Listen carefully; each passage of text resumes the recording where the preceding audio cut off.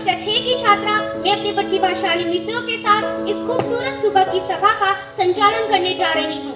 ईश्वर को याद करने से पहले कुछ भी शुरू नहीं किया जा सकता है, जिसने इस विश्व को बनाया है। इसलिए हम सबसे पहले प्रार्थना शुरू करेंगे। कृपया अपनी आंखें बंद करें और दोनों हाथ जोड़कर हिंदी प्रार्थना शुरू करें।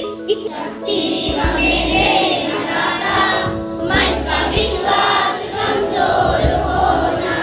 इतनी शक्ति हमें दे दाता, मन का विश्वास कमजोर होना। हम चले नेक रास्ते पे हमसे भूल कर भी कोई भूल होना। इतनी शक्ति हमें। हिंदी दिवस हर साल 14 सितंबर को मनाया जाता है, क्योंकि 1949 में इसी दिन संविधान सभा में एक मत से यह निर्णय लिया था कि भारत की राजभाषा हिंदी और लिपि देवनागरी होगी। धन्यवाद।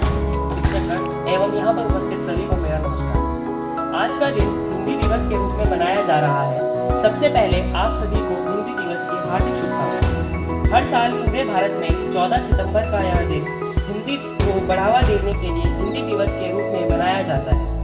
वर्ष 1918 में गांधी जी ने हिंदी साहित्य सम्मेलन में हिंदी भाषा को राष्ट्रभाषा बनाने के लिए कहा था और 14 सितंबर 1949 के दिन संविधान सभा ने एक मत से यह निर्णय लिया कि हिंदी भारत की राजभाषा होगी और इसकी लिपि देवनागरी होगी। हिंदी एक ऐतिहासिक, पुरातन व लचीली भाषा है जो कि हमारे देश भारत के 9 राज्यों की राजभाषा है, जो कि हैं बिहार, छत्तीसगढ़, हरियाणा, राजस्थान, हिमाचल प्रदेश, झारखंड, मध्य प्रदेश, उत्तर प्रदेश और उत्तराखंड। वर्तमान समय में हम इस बात से इनकार नहीं कर सकते कि हिंदी के ऊपर दिन प्रतिदिन संकट गहराता जा रहा है। तथ्यों और किताबी बातों के लिए यह ठीक है कि हिंदी हमारी राजभाषा है, पर इस बात से हम सभी वाकिफ हैं कि किस प्रकार हम सामूहिक मंचों पर हिंदी बोलने से कतराते हैं। इस बात को लेकर मुझे आचार्य चाणक्य का कथन याद आ रहा है, कोई राष्ट्र तब तक पराजित नहीं होता जब तक वह अपनी संस्कृति और मूल्यों की रक्षा कर पाता है। हिंदी दिवस की हार्दिक शुभकामनाएं देना चाहूंगी और शुरू करना चाहूंगी अपनी कविता के साथ।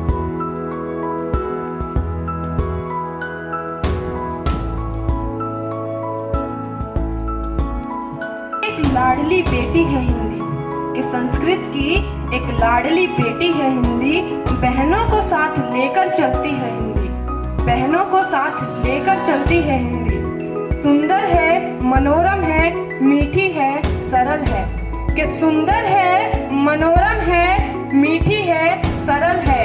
ओजस्विनी है और अनूठी है ये हिंदी, ओजस्विनी है और अनूठी है ये हिंदी। पाथे है प्रवास में परिचय का सूत्र है, पाथे है प्रवास में परिचय का सूत्र है।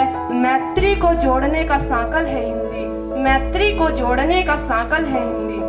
पढ़ने व पढ़ाने में सहज है, सुगम है, साहित्य का असीम सागर है हिंदी। तुलसी, कबीर, मीरा ने इसमें ही लिखा है, कवि सूर के सागर की गागर है हिंदी। कि तुलसी, कबीर, मीरा ने इसमें ही लिखा है, कवि सूर के सागर की गागर है ये हिंदी। वागेश्वरी के माथे पर वरदहस्त है, निश्चय ही वंदनीय मां सम की है ये हिंदी। कि निश्चय ही वंदनीय मां सम की है ये हिंदी। अंग्रेजी से भी इसका कोई बैर नहीं, कि अंग्रेजी से भी इसका कोई बैर नहीं। उसे भी अपनेपन से लुभाती है ये हिंदी, उसे भी अपनेपन से लुभाती है हिंदी। यूं तो देश में कई भाषाएं और हैं, यूं तो देश में कई भाषाएं और हैं, पर राष्ट्र के माथे की बिंदी है ये हिंदी, पर राष्ट्र के माथे की बिंदी है ये हिंदी।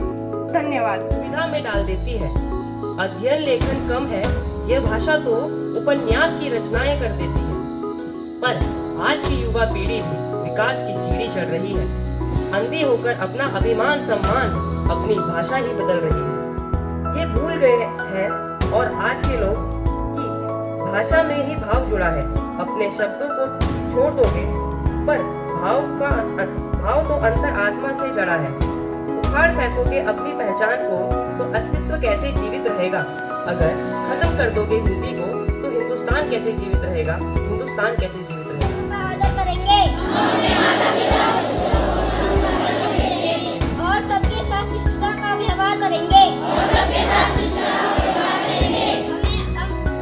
हम अपने देश और देशवासियों के प्रति वफादार रहने की प्रतिज्ञा करते हैं। उनके कल्याण और समृद्धि में ही हमारा सुख निहित है। जय हिंद। अधूरी होती है, इसलिए इसे खास बनाने के लिए कुछ कक्षा 6 की छात्राएं एक गीत प्रस्तुत करेंगी। पर मैं एक अकेली बिंदी हूँ, भारत माँ के माथे पर मैं एक अकेली बिंदी हूँ। मेरा भी सम्मान